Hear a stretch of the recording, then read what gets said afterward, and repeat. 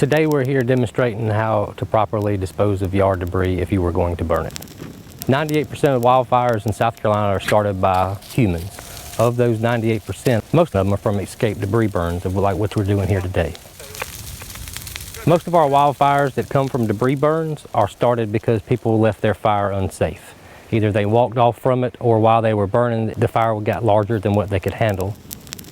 First rule we ask homeowners to do is to make notification to the State Forestry Commission prior to doing any type of outdoor burning. They can call the 1-800 number based on what county they live in, and the prompts will give them instructions on how to make that notification.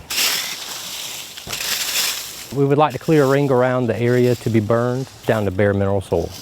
By raking away, removing all your vegetative debris, pine straw, limbs, leaves, pine cones, anything that could combust. Once you light the fire, you need to stay with it until it's completely safe. If you leave your fire unattended, the wind could pick embers up and spread them to an area that you're not wishing to burn, and that fire could travel to your neighbor's house or to the next landowner, causing a wildfire.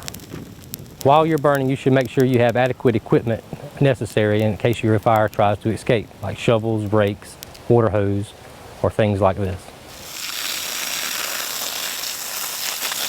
Just stay with it until it's completely safe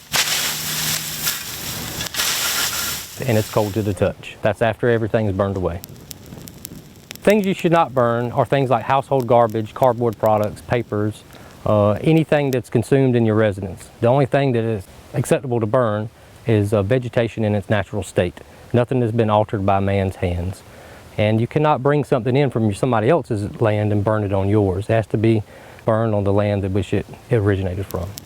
We would ask landowners just to think before you burn. Make sure you make notification, clear the area around to be burned, have enough manpower and equipment in case the fire does escape, and stay with the fire until it's completely safe.